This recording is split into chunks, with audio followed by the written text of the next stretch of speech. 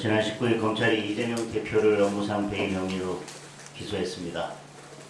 배임 액수가 1억 원이 넘습니다.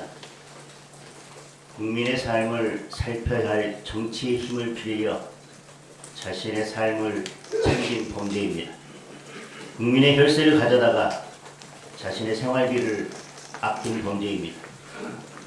법인카드로 산 샌드위치에 대해 이런저런 불평도 했고 법인카드로 산 명품 화장품을 직접 사용하기까지 했으니 이재명 대표도 모든 것을 알고 있었을 것입니다. 만약 몰랐다면 이재명 대표는 당장 정치를 그만둬야 할 것입니다. 그런 이재명 대표에게 나라 살림과 국민의 삶을 맡길 수 있겠습니까? 당원들이 낸 당규 아버지 이재명 대표의 변호사비를 대납하겠다고 호들갑을 떠는 민주당도 어이없기는 마찬가지입니다. 그런 인식을 가지고 있으니 어떤 행동이 범죄로 보이겠습니까? 그러니 모든 것이 정적 제거에 부역하는 정치검찰의 미친 기소, 미친 정권의 미친 판결로 보이지 않겠습니까?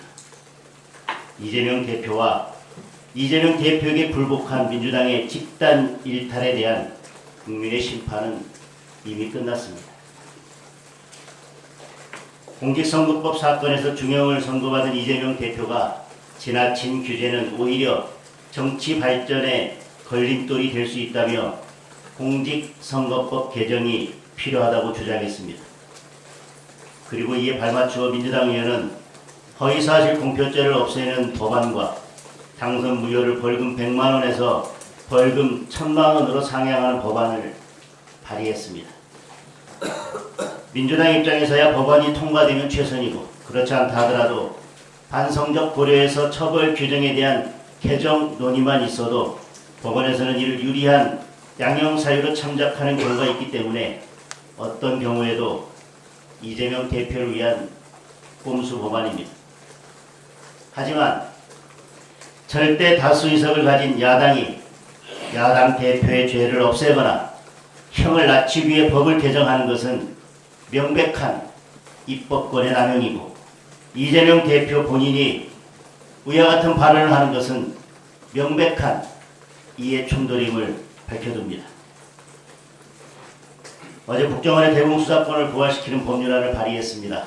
법안은 올해부터 경찰로 이관된 대공수사권을 다시 국정원으로 되돌려 놓도록 하는 내용을 담고 있습니다. 얼마 전 한 중국인은 국정원을 드론으로 촬영하다 적발이 됐습니다. 중국인 A씨는 헌인령을 찍으려고 했다고 둘러댔지만 그의 핸드폰에는 수백 곳의 국내 보안시설 사진이 들어있었습니다. 누가 보아도 국내 보안 정보를 노린 간첩으로 의심되는 상황이지만 국정원은 이 사람을 수사하거나 조사할 권한도 없는 상태입니다. 국가 최고 등급의 보안시설이 이렇게 무방비로 노출되었지만 속수무책인 상황입니다.